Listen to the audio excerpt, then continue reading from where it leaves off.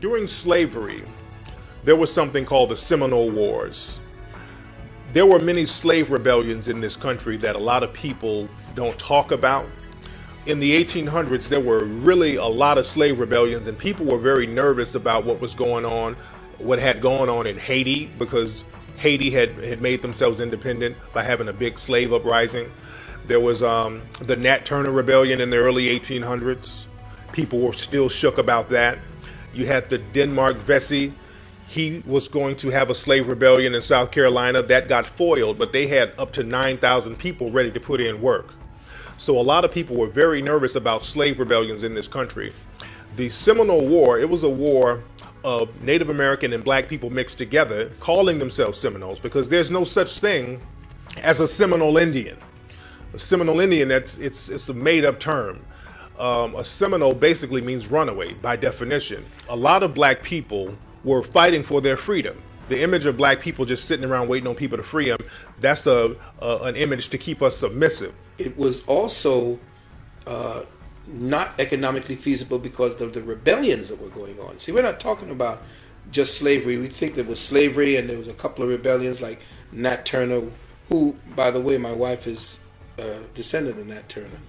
And they were thinking that it was just Nat Turner. They were burning and destroying, and there was true guerrilla warfare going on. Ending slavery was not the reason a civil war was fought at all.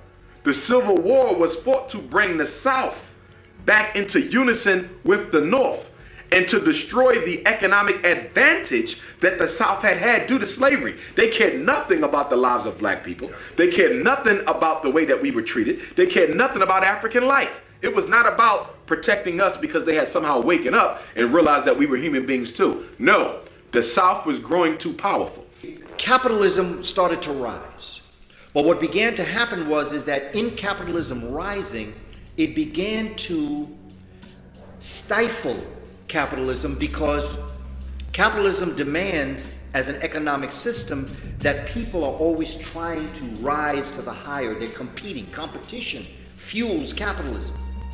But if you could buy an African for $300 and then pay somebody for 20 years $300 a year, which would you do? You'd buy someone one time for $300.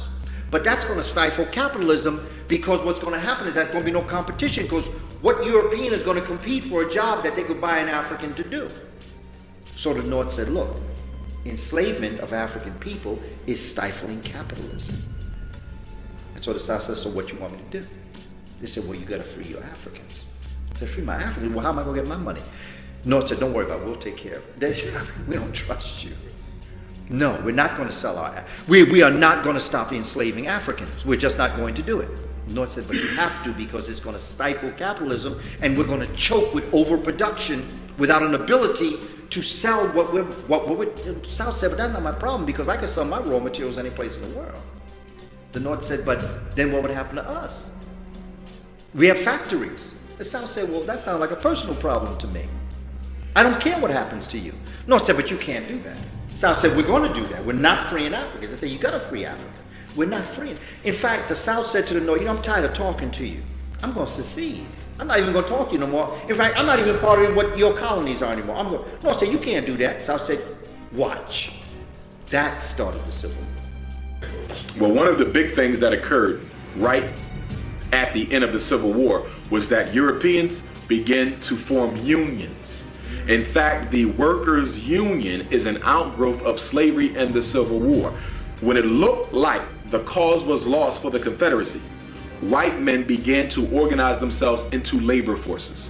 Why did they do this? Because you are about to see 2 million enslaved Africans set free who have skills that equal or supersede your own, who would now be able to compete and vie with you for contracts and livelihood.